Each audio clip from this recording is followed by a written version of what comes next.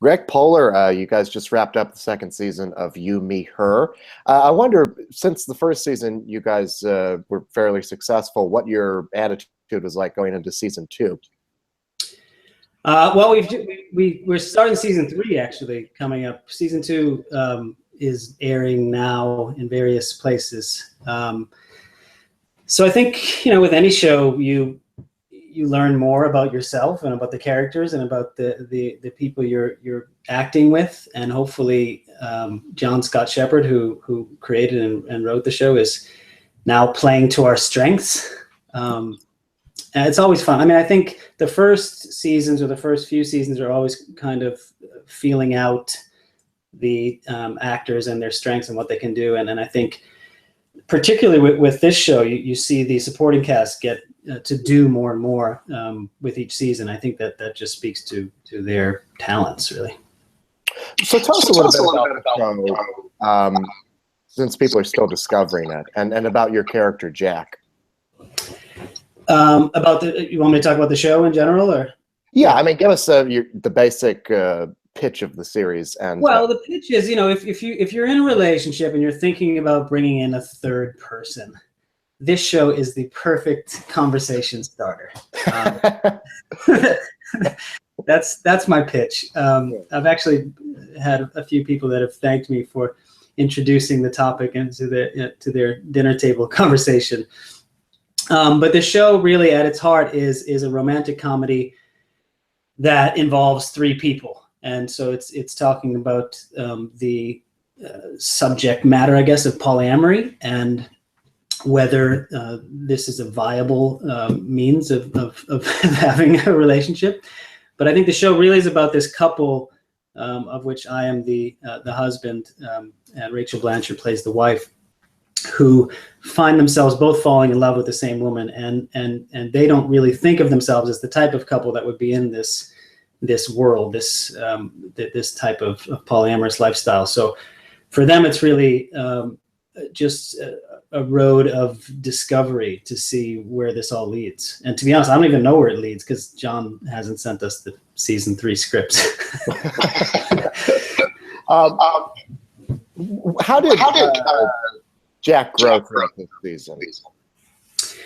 Well, I think, it's interesting with the show because a lot of times we hear a lot from the polyamorous community, and which is a community that I didn't know anything about prior to starting the show, and wanting us to be more representative and spokespeople for their community and their movement.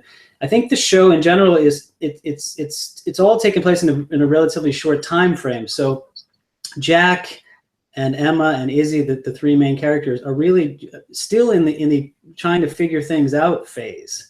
So I don't even know if they've used the word polyamorous. I think they did in season 2, but it's they're just literally weeks into this new setup. So I think Jack, like all of the characters, including their family and friends, are trying to figure out what it is exactly that he's feeling, what this relationship is, whether it's allowed legally and morally, and whether he can live his truest and happiest life, even if other people might be judging him because of it. And did you? I'm trying to think of a way to ask this. Did you do any kind of research into to prepare for that part? That was a very delicate way of asking. Thank you for that. No, not physically, but I did have spoken to a lot of people who are in these type of relationships, and to be quite frank, I'm shocked at how many there are.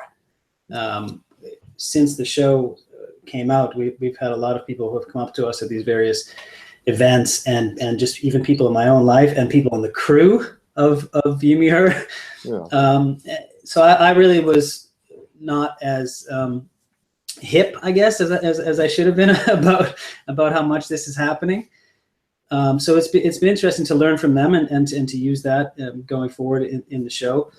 But the script in and of itself was just so great, and the character right from the get-go, right even from the pilot script, was this really multi-dimensional character who felt real. And so that's what I've tried to hold on to, and that's the reason why I got involved, really. Well, what were some of those dimensions, qualities about him that stood out to you?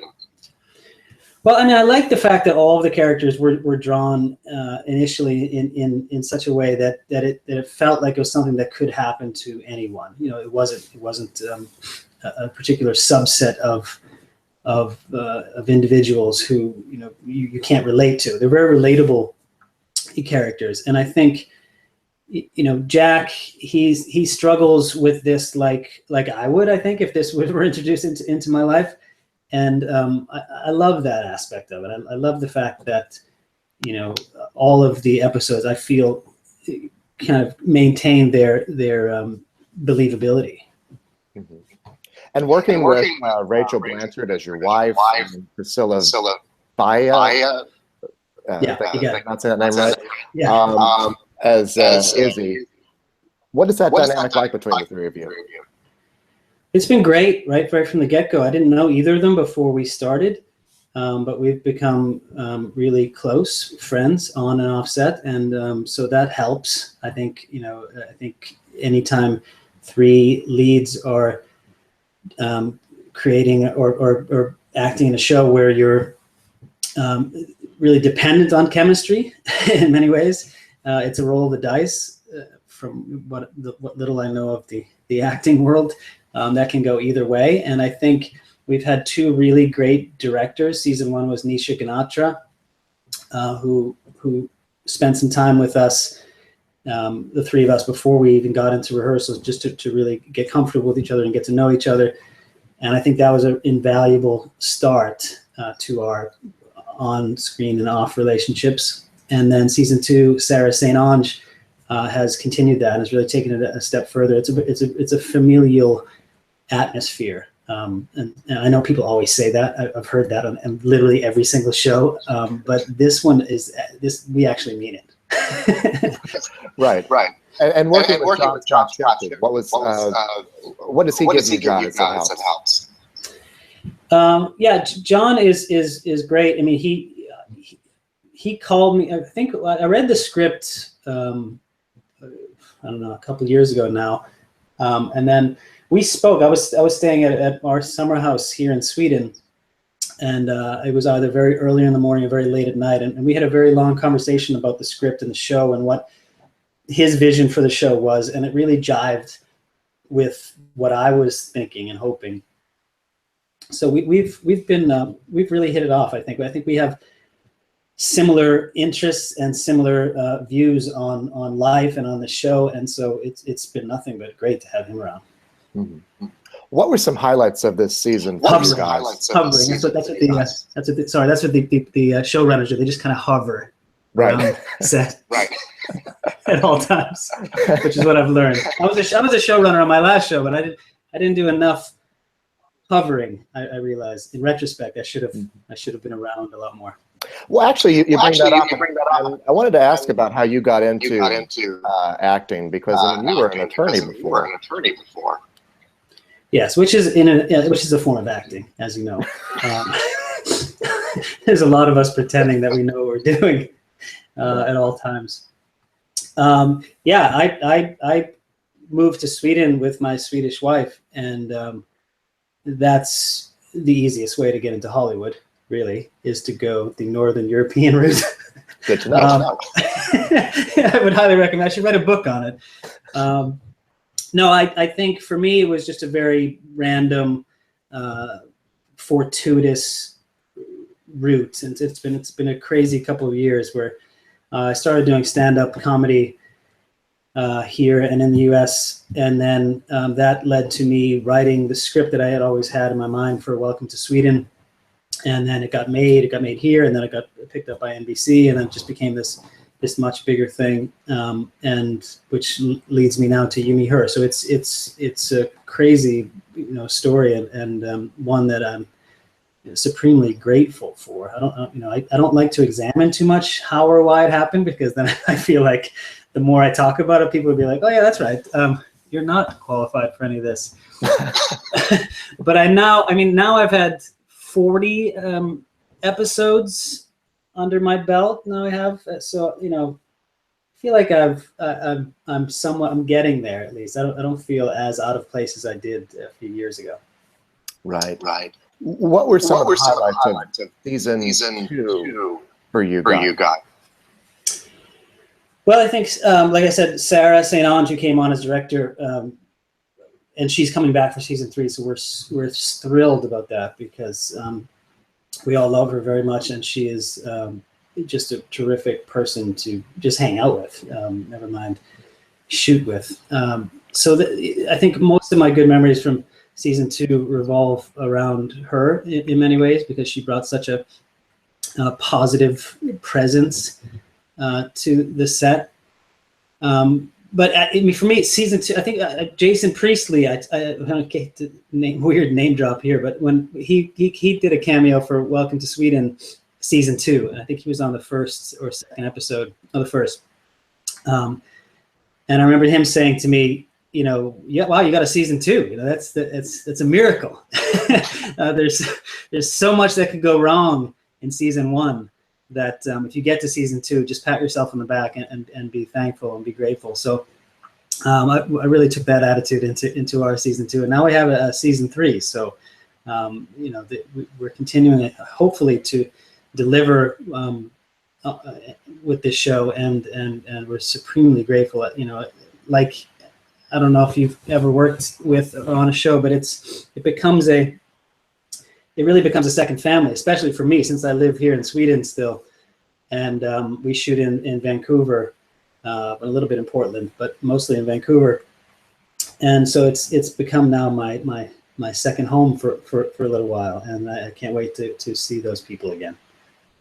I wanted to ask you about Portland. What does that setting add for you? I think Jon was looking for a place where polyamory could and does exist and isn't so incredibly out of the norm, or in some ways. And I think that allows for the show to again add to the realism of it. I mean, there's a temptation, I'm sure, for him or for anyone who's making the show to make this polyamorous relationship happen in a much more conservative city that would maybe allow for a little bit more uncomfortability and comedy.